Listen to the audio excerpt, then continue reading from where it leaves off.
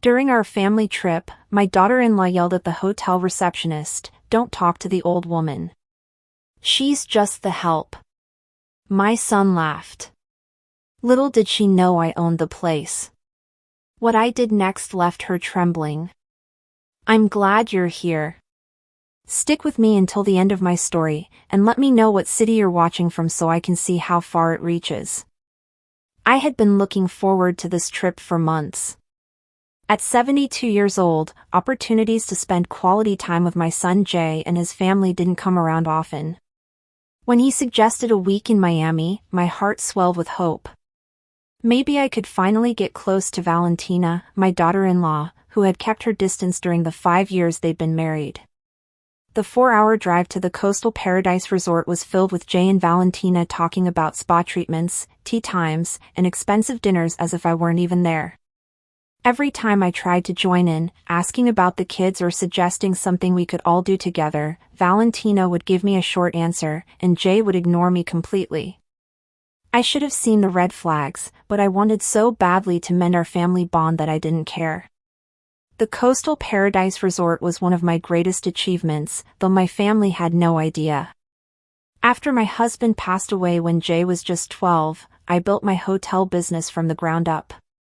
I started with one small bed and breakfast, working 18-hour days, scrubbing floors, and managing reservations. Little by little, I grew it into 17 properties across 3 states. I always kept my business separate from my family, wanting Jay to love me for who I was, not for my money. Arriving at the grand entrance, a familiar pride swelled in my chest as I saw the perfect gardens and the uniformed valet rushing to greet guests. It had taken me 3 years to buy coastal paradise and another 2 to renovate it to perfection. Every detail from the polished marble floors to the crystal chandeliers was my personal choice.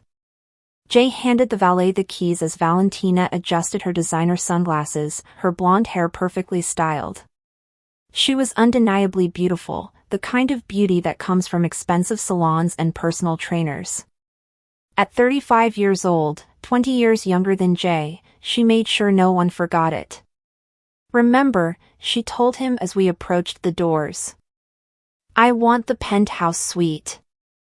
I don't care what they say about availability. Just make it happen." Jay nodded without hesitation. It still surprised and pained me how much he deferred to her. The confident boy I had raised was now a man who couldn't act without his wife's approval. We entered the elegant lobby, and I couldn't help but smile at the familiar buzz of activity. Jasmine, the front desk manager, looked up, and her eyes widened when she saw me, but I gave a slight shake of my head. I wasn't ready for them to know who I really was. "Good afternoon," Jasmine said warmly but professionally. "Welcome to the Coastal Paradise Resort. How can I help you?" "Reservation under Carter," Jay replied. "We should have the penthouse suite." Jasmine's fingers flew across the keyboard as she checked. "Here is your reservation, Mr. Carter. It's confirmed for a Coastal Paradise Deluxe Suite, but the penthouse is booked for your entire stay." I watched Valentina's face harden, her jaw tightening and her eyes glinting with irritation beneath her flawless makeup. "That's unacceptable," she snapped. "Do you know who we are? I specifically requested the penthouse when we made this reservation." Jasmine remained calm, though her shoulders tensed slightly. "I apologize for any misunderstanding, Mrs. Carter. The deluxe suite is lovely, and it has a private balcony." "I don't want to hear about some second-rate room," Valentina interrupted, raising her voice enough to make other guests turn and stare. "I want the penthouse and I want it now." I took a step forward, hoping to de-escalate the situation. "Valentina, maybe we could." But before I could finish, she spun on me, her face contorted with fury. "Don't you dare speak," she shouted, her voice echoing off the marble floors. "Jasmine or whatever your name is. Just ignore whatever this old woman says. She's not important. She's just the help we brought with us." The conversations in the lobby stopped. My cheeks burned as the humiliation washed over me. But she wasn't done. "Don't talk to the old woman," she shrieked, pointing at me as if I were a piece of garbage. "She's just the servant, the nanny. Don't waste your time on her." I stood there frozen. My mouth was dry, and my heart pounded so hard I thought it might burst through my ribs. In my 72 years, no one had ever spoken to me with such venom, with such utter disrespect, and never in front of strangers. But what came next cut even deeper. Jay threw his head back and laughed. Not an uncomfortable laugh to ease the tension, but one of genuine amusement, as if watching his wife tear me down in public was the funniest thing he'd ever seen. "Oh my goodness, Valentina," he said, wiping a tear from his eye. "You're terrible. But you're not wrong. Mom, just let us handle this, okay? Go sit down somewhere." The betrayal hit me like a physical blow. This was my son, the son I raised alone, who I worked myself to the bone for, who I sacrificed everything for just to give him a good life. And he was laughing at my humiliation. Jasmine's face had gone pale, a mix of surprise and sympathy that only made the sting worse. All around the lobby, I heard whispers and saw people pointing. Some were holding up their phones, no doubt recording every second of this mess. "Ma'am," Jasmine said softly, her voice kind, but still professional. "Perhaps you'd like to wait in our lounge while we resolve the room situation." Before I could answer, Valentina let out a loud theatrical sigh. "Yes. Take the old woman somewhere she won't embarrass us anymore, and make sure someone keeps an eye on her. She tends to get lost." Jay laughed again. Strangers were watching, and I felt my heart splintering into a million pieces. I wanted to disappear, to run from this beautiful lobby, from my cruel daughter-in-law, from my mocking son, and never come back. But something inside me, a last vestige of the strength that had built this empire, held me firm. I met Jasmine's gaze. Her eyes held a silent anguish. She knew exactly who I was. She knew that with a single word from me, she could have Valentina escorted out so fast her designer heels wouldn't even touch the ground. But I stayed quiet. I picked up my small suitcase and walked to the elevator, my back straight despite the crushing weight of the shame behind me. Behind me, Valentina was still yelling at Jasmine about the penthouse, her voice thick with the entitlement of someone who had never worked a day in her life. When the elevator doors closed, I caught Jasmine's eye one last time. She gave me a small nod, a silent message that she understood she was sorry and she was waiting for my signal. I had built this empire from nothing, employing over 300 people at my properties. I was respected in business circles, sought out by other hotel owners, known for my fairness and integrity. But in that lobby, I was just a pathetic old woman being yelled at by her son's wife while my son laughed at my pain. As the elevator rose to the 12th floor, each passing number stirred something inside of me. The pain was still sharp and deep, but another feeling began to grow beside it. Determination. The next morning, I woke up in what should have been paradise, but felt more like purgatory. My room overlooked the ocean with waves gently lapping against the pristine beach. The sunrise painted the sky in shades of pink and gold, colors that would normally take my breath away, but I felt empty, as if someone had hollowed me out and left only a shell. I had barely slept. Every time I closed my eyes, I could hear Valentina's mocking voice. "She's just the help." Jay's laughter replayed in my head as I wondered if I could have handled things differently, though deep down I knew the real problem wasn't my reaction. The truth was, my own family treated me like I didn't matter. A soft knock on the door broke through my thoughts. When I opened it, Jay was in the hallway. He looked uncomfortable but showed no hint of remorse. "Mom, we're going to breakfast. Valentina wants you to watch the kids by the pool afterwards so we can hit the spa." "No." "Good morning." "No." "How did you sleep?" Not even a nod to what had happened in the lobby. Just another order disguised as a favor. Jay, I said quietly. About last night. He waved a hand dismissively. Mom, don't make a big deal out of it. Valentina was just stressed about the room. You know how she gets when things don't go her way. A big deal? That's what he called his wife publicly, humiliating me. She called me a servant, Jay. She screamed at me in front of strangers. He shifted, avoiding eye contact. She didn't mean it. That's just Valentina being dramatic. Can we just not talk about it? We're supposed to be on vacation. I looked at him, searching for the boy I once knew. The little boy who would climb into my bed during thunderstorms, who would bring me dandelions and call them sunflowers, who once told me I was the strongest person in the world. That boy was gone. He had been replaced by a 47-year-old man who chose his wife's comfort over his mother's dignity. Okay, I said, the word tasting like ash in my mouth. I'll watch the kids. His relief was palpable. Perfect. We probably won't be back all day. Spa first, then lunch, maybe some shopping. That's fine, right? Of course, it wasn't fine.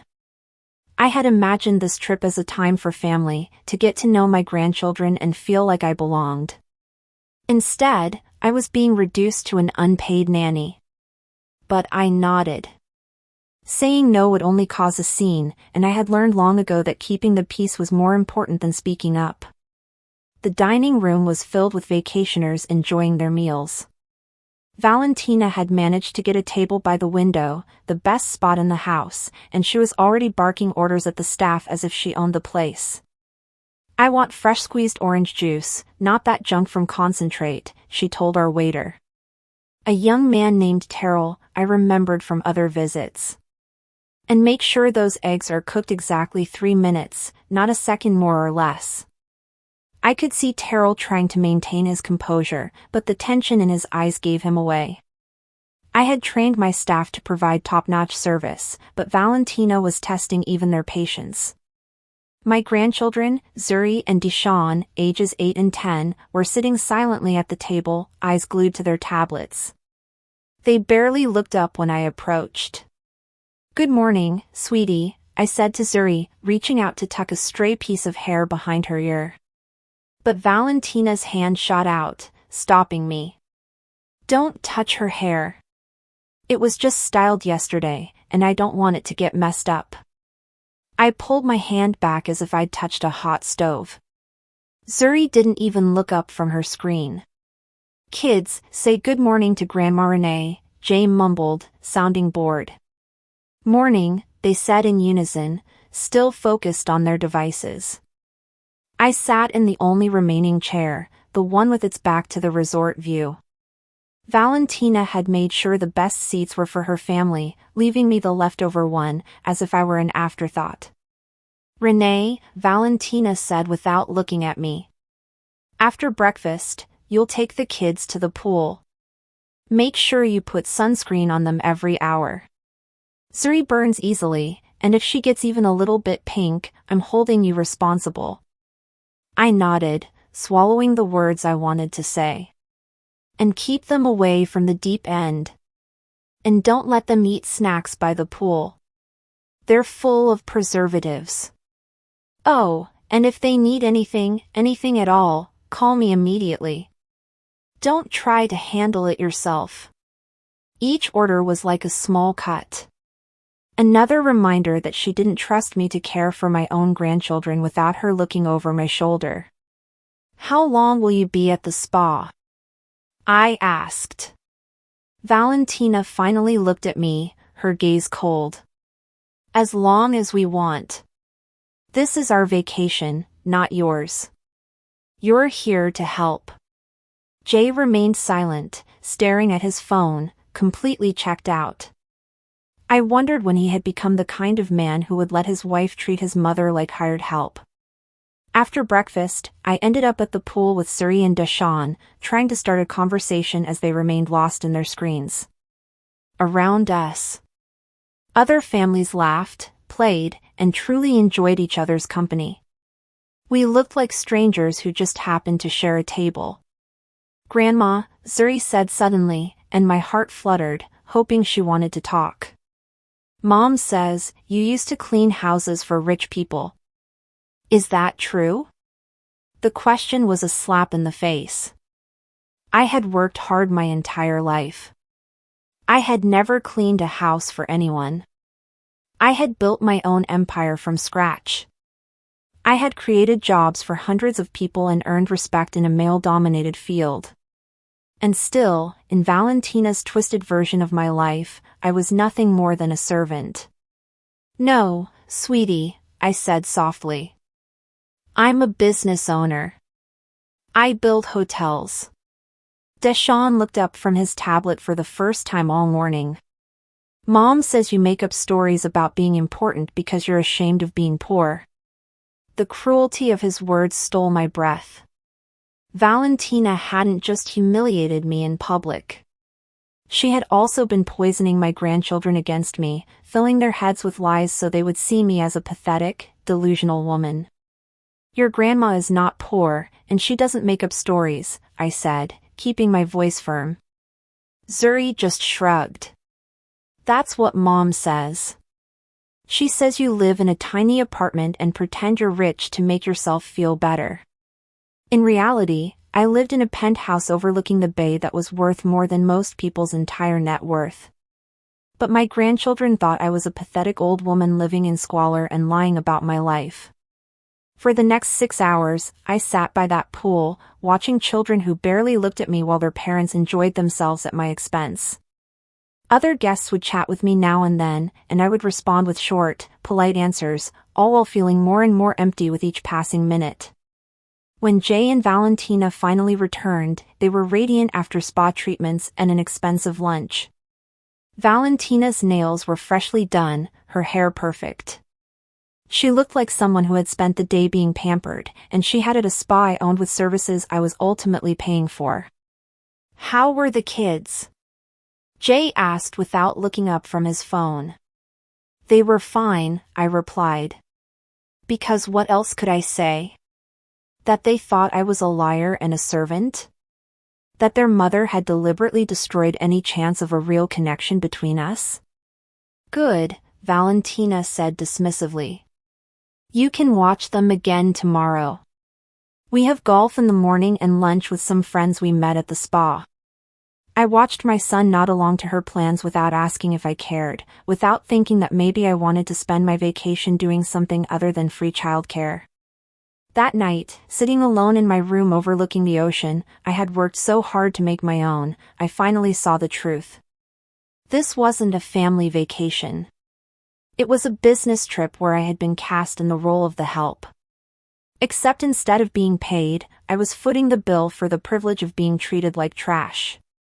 But as I sat in the dark, listening to the waves crash against the shore, something inside me started to shift.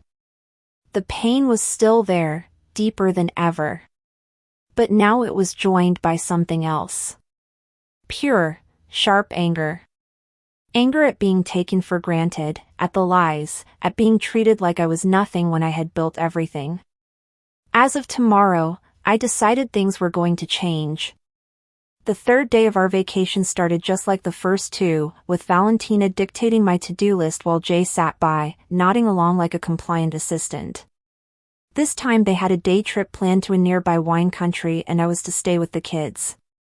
"Make sure they have lunch at exactly noon," Valentina said, carefully applying lipstick as if performing delicate surgery. "And Zuri gets cranky when her sugar drops, so have the granola bars I packed ready." I wanted to remind her that I had already raised one child, that I knew how to take care of kids, but I'd learned that standing up for myself only led to longer lectures and more subtle put-downs. "We'll probably be back around 6, Jay added without looking up from his phone. "Maybe later if traffic's bad." As they got ready to leave, I overheard Valentina on the phone using that fake syrupy sweet tone she used when she thought she was being clever. No, we can't do dinner again tonight. I'm stuck with the kids. I know it's ridiculous, but it's just for a few more days. Trust me, once this is all sorted out, we won't have to deal with this anymore. A chill ran down my spine.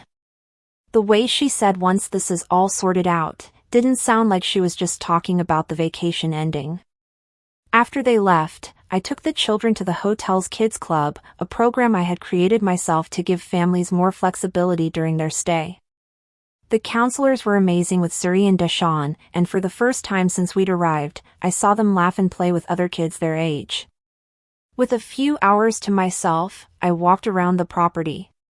It had been years since I had seen my hotel from a guest's perspective instead of an owner's, and I wanted to get a real feel for how things were going.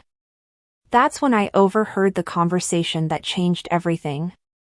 Walking past the pool bar, I recognized voices coming from one of the private cabanas. Jay and Valentina were supposed to be at the wineries, but there they were, hidden behind the curtains, talking in hushed tones with another couple I didn't know. The thing is, Valentina was saying, she's getting old, and old folks don't live forever, if you catch my drift. A woman I didn't recognize laughed. Valentina, you're awful. I'm just being practical, Valentina responded. Jay's an only child, so we're going to get everything eventually. The only question is, how long will we have to wait? My stomach dropped. I moved closer, hiding behind a large palm tree. And what about Mrs. Renee? The unknown man asked. Doesn't she have any money of her own? Then I heard my son's voice. The voice I had once trusted completely. My mom? Nah, she's poor as a church mouse. She lives in a little apartment, scraping by on Social Security. I've been helping her out for years. The lies flowed from his mouth so smoothly. I wondered how long he had been making them up. I lived in a $5 million penthouse, earning more each month from my investments than most people made in a year. But in Jay's twisted version of the story, I was a burden he generously supported. That's why this trip is so annoying, Valentina continued. We have to drag her everywhere because she can't afford anything on her own.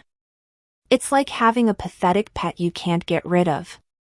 The other woman made a sound of pity. How awful for you. And I bet she thinks you'll take care of her when she gets really old and sick. Over my dead body, Valentina said with a malicious laugh. As soon as she needs any real care, she's going straight into a government-run home. I'm not turning my house into a retirement home for some useless old woman. I leaned against the palm tree to keep my balance. They weren't just talking about letting me die naturally. They were planning to get rid of me the moment I became an inconvenience. But Jay's next words were the ones that shattered me. The funny thing is she still thinks she's important, he said, his voice filled with cruel amusement. She tells these crazy stories about owning businesses and being successful. It's almost sad how delusional she is. Early onset dementia, the unknown man asked. Maybe, Jay said. Or maybe she's just desperate to believe she matters. Either way, it's embarrassing. Yesterday, she even told the kids she owns hotels. Hotels? Can you imagine? They all laughed and the sound cut through me like shards of glass. Well, Valentina said, at least we won't have to listen to her crazy stories for much longer. I give her maybe 5 years, 10 at the most, and then we'll finally be free to live our lives without pretending we care. A useless old woman who never did anything with her life.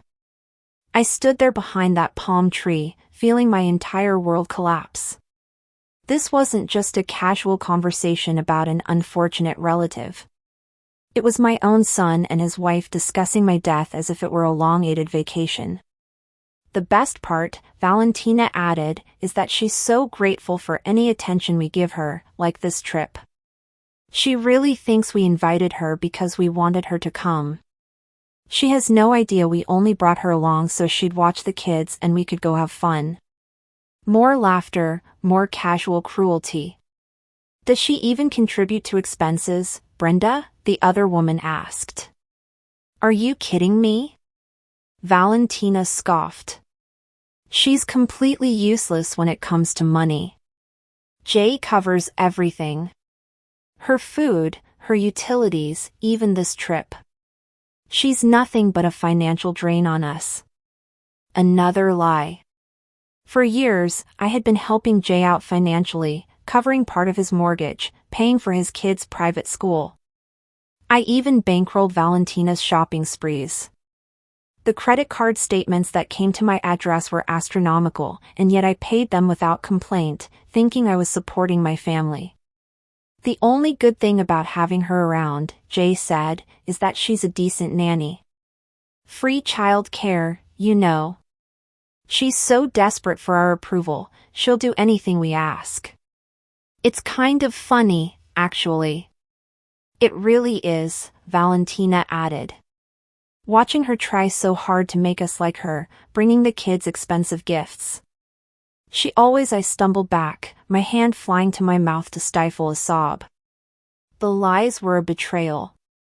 But hearing them discuss my life as a pitiful joke, a burden to be discarded, was a knife to the heart. This wasn't just about money or respect. This was about a complete lack of humanity. They weren't just taking my money. They were taking my dignity and my legacy and turning it into something ugly and worthless. My mind raced back to that first night in the lobby. I had been so filled with shame that I didn't want to expose them. I had wanted to protect Jay from the embarrassment of his wife's behavior. But now I realized he was in on it. He was the one who had made me the butt of the joke. He was complicit in my humiliation. And he was okay with it. I had been so proud of my accomplishments, so proud of the life I built for my family. But they had turned my hard work into a punchline. I was nothing more than an ATM, a free babysitter, a pathetic old woman they couldn't wait to get rid of. I felt a new kind of anger building inside me. It wasn't the fleeting rage of the night before. It was a cold, hard, unwavering resolve. They thought I was useless. They thought I was a joke. I would show them what this useless old woman could do. I would show them what it meant to disrespect me. I pulled out my phone and dialed Jasmine's number. She answered on the first ring. "Ma'am, I'm so glad you called," she said, her voice a mix of relief and concern. "Is everything all right? Did you see?" "It's fine, Jasmine," I said, my voice steady. "I need you to do something for me." I walked back to the kids' club and collected Zuri and Deshawn. They barely looked up from their screens as I took their hands. "Let's go, kids," I said. "We're going on an adventure." They looked up at me with tired eyes. "Mom said we had to stay here." Desan said, "Your mom is wrong." I said, "Let's go." I took them to the beach and for the first time I put my phone and wallet down. We built sand castles. We ran along the water's edge and I taught them how to find seashells. We laughed and I told them stories about when their daddy was a little boy. For a moment, it felt like a real family vacation, but the knowledge of what was to come was a weight in my stomach. That evening, Jay and Valentina returned, flushed with sun and alcohol. They walked into my room, ready to hand off the kids and go to dinner. But I was standing there blocking the door. "We're ready to go out," Valentina said, not even looking at me, her eyes on the kids. "You can go to bed." "Oh, I won't be going to bed just yet," I said, my voice as calm as a summer night. She finally looked at me, a flicker of irritation in her eyes. "What's that supposed to mean?"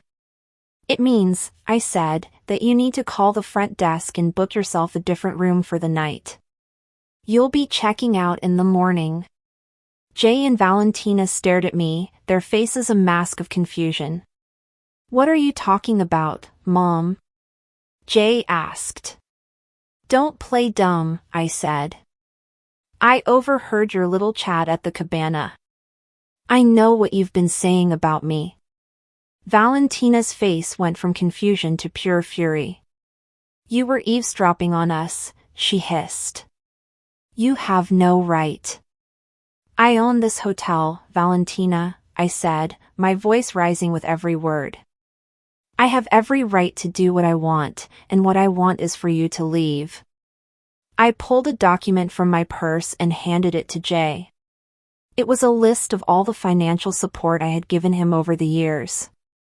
His eyes widened as he looked at the numbers, seeing for the first time the full extent of my generosity. "You've been lying to me?" he asked, his voice shaking as he looked at his wife. "She's the one lying?" Valentina screamed. "She doesn't own this place. She's just a useless old woman who cleans houses for a living." Just then, Jasmine, the front desk manager, came into the room with security. "I was told there was a disturbance," she said, her eyes on me, her voice calm and professional. "Jasmine, tell her," Valentina shrieked, pointing at me. "Tell her she doesn't own this place." Jasmine looked at me, and I gave her a small nod. "Mrs. Renee Carter is not only the owner of this hotel. Jasmine said she is the sole owner of all 17 of the Coastal Paradise properties across the United States. She is our founder, our CEO, and the reason we are all standing here today." Valentina's face went white. She looked from Jasmine to me, her eyes darting with panic. Jay just stood there speechless, the document in his hand, a testament to the lies he had told. "What's the meaning of this?" Valentina finally managed to stammer out. "It means," I said, my voice full of power and resolve, "that you will be checking out in the morning, and you will be paying your own way. Every penny you and your husband have spent on this trip, every spa treatment, every meal, every cocktail, it will all be billed to your credit card." "You can't do this!" Valentina yelled. "Oh, but I can," I said, a small smile playing on my lips. "And I will." I turned to Jay. "And as for you, my son," I said, "you will no longer be receiving my financial support. The mortgage payments stop. The school tuition stops. You're on your own." Jay's face fell.